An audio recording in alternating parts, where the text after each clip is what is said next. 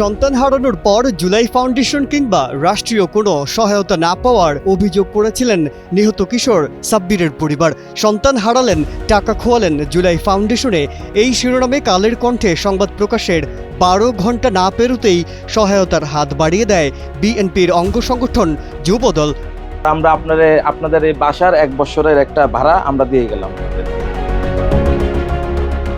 তারেক রহমানের নির্দেশে নিহত সাব্বিরের পরিবারের পাশে দাঁড়ান যুবদল নেতা জাহিদ হাসান। সরেজমিনে গিয়ে তিনি পরিবারটির হাতে অর্থ সহায়তা তুলে দেন। দেশনায়ক জনাব তারেক রহমানের পক্ষ থেকে আসছি। কালকে আপনাদেরকে একটা প্রতিবেদন হয়েছিল কালের কণ্ঠে, আর অন্য পত্রিকায়, ওটা দেখেই আমরা আপনাদের সহযোগিতায় আমরা আপনাদের কাছে আসছি। আর আপনাদের সমস্যাটা বলেন তো। আমার ছেলে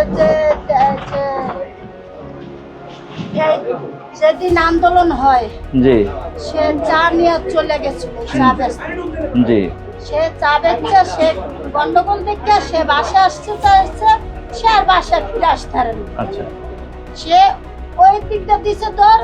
টানা 7ম মতো বেস্ট টিস্যু পেপার ব্র্যান্ড হিসেবে স্বীকৃতি পেয়েছে বসুন্ধরা টিস্যু।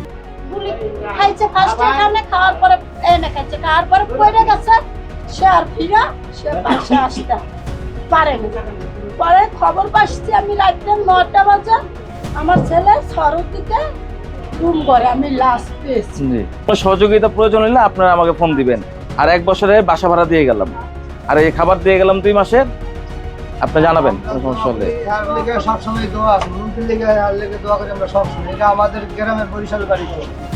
কালের তরফ থেকে সাংবাদিক ভাইরা তরফ থেকে 2 ভাই আইছিল, তাদের উসিলায় আমরা নিউজ দিছিলাম। তার কারণে আমরা আজকে তার ভাইদের কারণে আমরা খানা দানা 1 বছরে ভাড়ার টাকা আমাদেরকে দিয়ে গেছে বিএনপির লোকেরা। এখানে আপনাদের কালের কণ্ঠ মাধ্যমে আমি জানতে পারি এখানে একজন শহীদ পরিবার আছে, এখানে তাদেরকে কোনো সহযোগিতায় জুলাই ফাউন্ডেশন থেকে করা হয়নি।